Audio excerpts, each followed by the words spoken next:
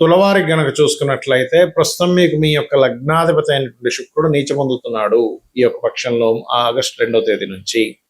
అదేవిధంగా దశమంలో రవి గురువులు, లాభంలో కేతువు, భాగ్యంలో ఈ కుజుడు వస్తున్నాడు. మరియు అదేవిధంగా పంచమ రాహువు, షష్టమంలో శని భగవానుడు ఉన్నాడు. ఈ యొక్క గ్రహస్థితిని అనుసరించి మీకు ఎలా ఉండబోతుంది, ఏ దేవతారాధన చేయాలి, ఎటువంటి విషయాల పట్ల మీరు జాగ్రత్తగా ఉండాలనేటువంటి అంశాలు చెప్తుంది నేనైనప్పటికీ చెప్పిస్తుంది సాక్షాత్ లలిత అమ్మవారిగా భావిస్తూ, ఆ లలితాంబిక అమ్మవారి యొక్క అనుగ్రహం మీకు పరిపూర్ణంగా కలగాలని మనస్ఫూర్తిగా కోరుకుంటూ, ఇక్కడ ఈ లగ్నాధిపతి ఎప్పుడైతే నీచ స్థానంలోకి వెళ్తున్నాడో, 12వ భావంలోకి వెళ్తున్నాడో, ఇది ఇచ్చేటువంటి రిజల్ట్ ఏమిటంటే వ్యసనాలకు ఇది అవ్వడం జరుగుతుంది. వ్యసనాలకు గురవడము ఇటువంటివి ఇస్తూ ఉంటుంది శుక్రుడు 12లో ఉన్నందుకు. కాబట్టి వ్యసనాలు అలవాటు ఉన్న వాళ్ళు చాలా జాగ్రత్తగా ఉండాలి. అందులోనే ఇన్వెస్ట్మెంట్ చేసే విషయం పట్ల కూడా కొంత జాగ్రత్తగా ఉండాలి, గుర్తుపెట్టుకోండి. మరియు ఈ ప్రాపర్టీ సంబంధించిన విషయాల్లో డీల్ చేసేటప్పుడు, మనీ డీలింగ్, ప్రాపర్టీ సంబంధంగా మనీ డీలింగ్ చేసే విషయాల పట్ల కూడా కొంత జాగ్రత్తగా ఉండండి.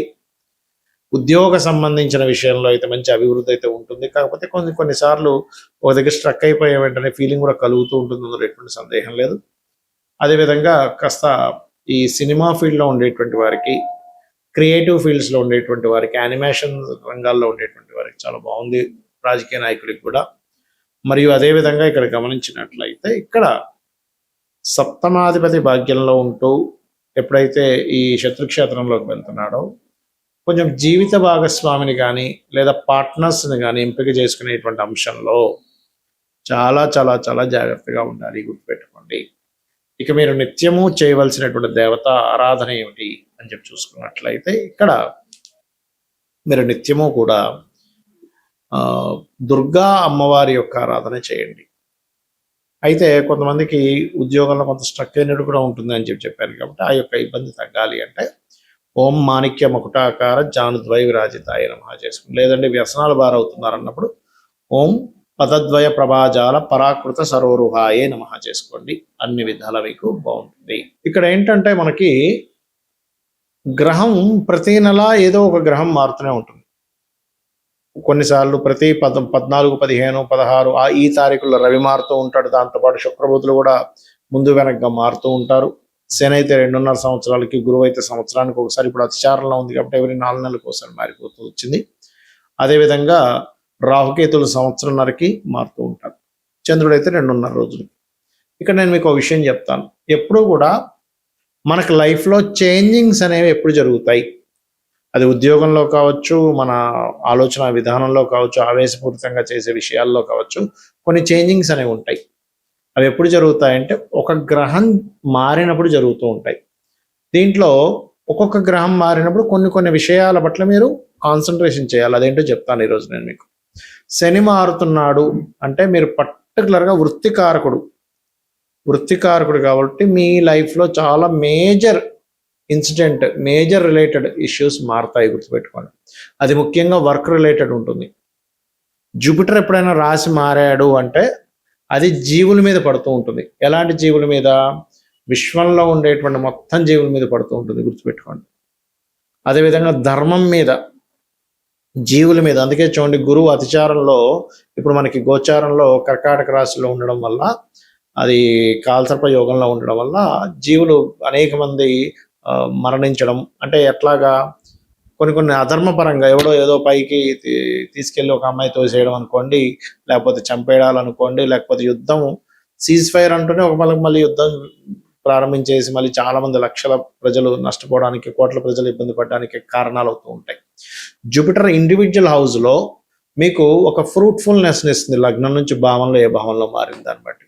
అంటే ఒక విషయంలో చెప్పాలంటే గురువు కనుక బాగుంటే ఫ్రూట్ఫుల్ ఫలితాలు కూడా ఇస్తాడు అక్కడ. ఇక కుజుడు ఎప్పుడైనా మారాడు అంటే గుర్తుపెట్టుకోండి, అది కమ్యూనికేషన్స్ మీద, భూముల మీద ఎఫెక్ట్ చూపిస్తూ ఉంటుంది. భూములకు సంబంధించిన విషయంలో బాగా పెరగాల, తరగాల ఏమిటనే విషయం చూపిస్తూ ఉంటుంది.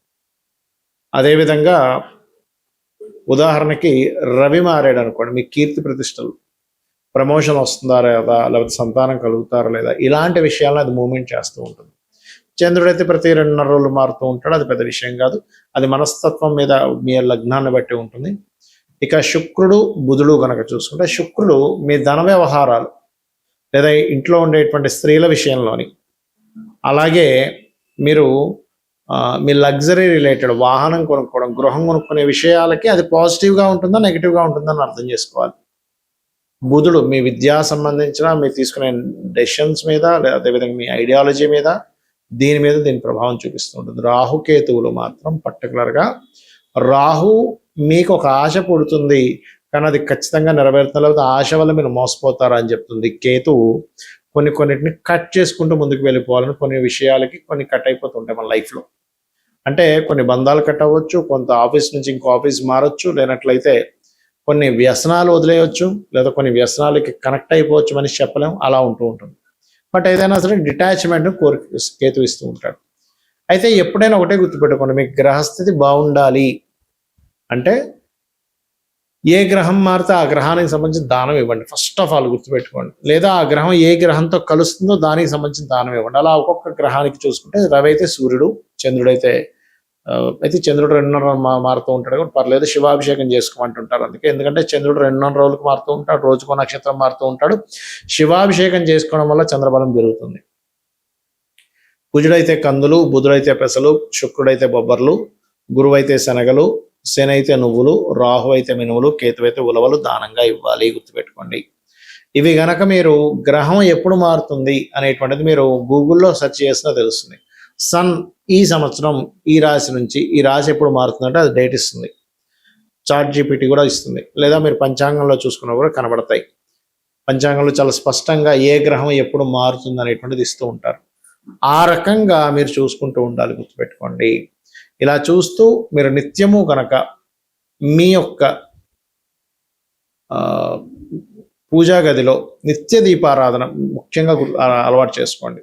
నిత్యము ఒక ఆలయానికి వెళ్ళడం, మీ ఇంటికి దగ్గరలో ఏ ఆలయం ఉంటుందో చాలా దగ్గరలో ఉండే ఆలయానికి వెళ్ళడం ప్రాక్టీస్ చేయండి. ఫస్ట్ ఆఫ్ ఆల్ రోజు ఆలయానికి వెళ్ళడం వల్ల పిశాచ యోగాలు పట్టవు. మనకు గుర్తుపెట్టుకుని పాయింట్ నెంబర్ 1. ఎందుకంటే మన గ్రహస్థితి ఒక ఎత్తు అయితే పిశాచ యోగాల వల్ల మన ఆలోచన విధానము, మన అలవాట్లు, మన అడిక్షన్స్ ఇవన్నీ జరుగుతూ ఉంటాయి.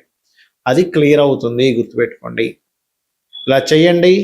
ఖచ్చితంగా మీకు మీ యొక్క జీవితంలో ఏదైతే ఇబ్బంది పడుతున్నారో ఆ ఇబ్బంది నుంచి క్లియర్ అవుతుంది. అలాగే సంవత్సరానికి ఒకసారి అయినా 6 నెలలకు ఒకసారి అయినా క్షేత్ర దర్శనం చేసుకోండి. అయితే ఎప్పుడు కూడా మీరు దానం ఇచ్చేటప్పుడు గుర్తుపెట్టుకోండి, దానంతో పాటు వస్త్రం కూడా ఇవ్వాలి. అంటే గోధుమలు ఇచ్చేటప్పుడు ఆరెంజ్ కానీ రెడ్ కలర్ వస్త్రం కానీ, బియ్యం ఇచ్చేటప్పుడు వైట్ కలర్ వస్త్రం ఇవ్వాలి. కందులు ఇచ్చేటప్పుడు కూడా ముదురు రెడ్ కలర్ ఇచ్చినా పర్లేదు, కందులు దానం ఇచ్చేటప్పుడు. అదేవిధంగా పెసలు కనుక దానం ఇచ్చేటప్పుడు మీరు గ్రీన్ అంటే మన గ్రీన్ కలర్ వస్త్రం బ్లౌజ్ పీసెస్ ఇవ్వచ్చు, లేదా మీరు ప్యాంట్ చొక్కా షర్ట్ చొక్కా ఇస్తాను, మీ ఇష్టం అది.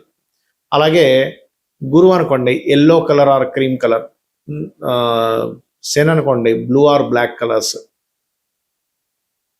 అదేవిధంగా రాహు అయితే సిమెంట్ కలర్, కేతు అయితే మల్టీ కలర్, ఈ కలర్స్ ఇస్తుండాలి. ముఖ్యంగా మీరు శుక్రుడు అయితే వైట్ కలర్, మళ్ళీ again pink are white colours కూడా ఇవ్వచ్చు. అయితే ఇక్కడ ఏంటి, చాలా మంది దానం ఇచ్చే విషయంలో కొంత సంశయాలు కొన్ని ఉన్నాయి. ఎలా అంటే ఏమంటే మేము గుళ్ళో మూలను పెట్టేసి వెళ్ళిపోతే మాకు ఆ దానం పనిచేస్తుందా అని అడుగుతారు. మీరు మీ అకౌంట్లో డబ్బు వేయాలనుకోండి, మీ ధనాన్ని తీసుకెళ్లి బ్యాంకులో ఒక మూలను పెట్టేసి వస్తే మీ అకౌంట్లోకి వెళ్తుందా? వెళ్ళదుగా. మీరు అకౌంట్ నెంబర్ చెప్తారు, మీ పేరు చెప్తారు, ఎంత అమౌంట్ చేస్తున్నారు చెప్తారు, ఏ అకౌంట్లోకి వేయాలో చెప్తారు కదా. అలాగే దానం కూడా మీరు ఇచ్చేటప్పుడు ఏ పర్పస్ మీద ఇస్తున్నారు, ఏ అభివృద్ధి అవ్వడం కోసం ఇస్తున్నారు, మీ పేరు గోత్రం చెప్పి ఇవ్వాలి. అలా కాదండి, కొంతమంది ఏమంటారంటే ఏమైనా గోవు పెట్టచ్చా? గోవుకి పెట్టచ్చు, కానీ ఈ పదార్థాలు కాదు. గోధుమ రవ్వ పెట్టచ్చు, బియ్యం పిండి పెట్టచ్చు, లేకపోతే క్యారెట్స్ పెట్టచ్చు కందులు బదులుగా, పెసలు బదులుగా ఆకుకూరలు తినిపించవచ్చు, నువ్వులు బదులుగా బెల్లం పెట్టచ్చు, మినుములు బదులుగా ఉండలు పెట్టచ్చు, ఉలవలు బదులుగా గ్రాసం పెట్టచ్చు. ఇలాగా శుక్రుడికి బొబ్బర్లు బదులుగా మనం తీపి చపాతీలు పెట్టచ్చు. అంతేగాని ఈ పదార్థాలు డైరెక్ట్ పెట్టడం కంటే కూడా అలా పెట్టడం అనేటువంటిది మంచిది. అన్ని విధాలా మీకు బాగుంటుంది.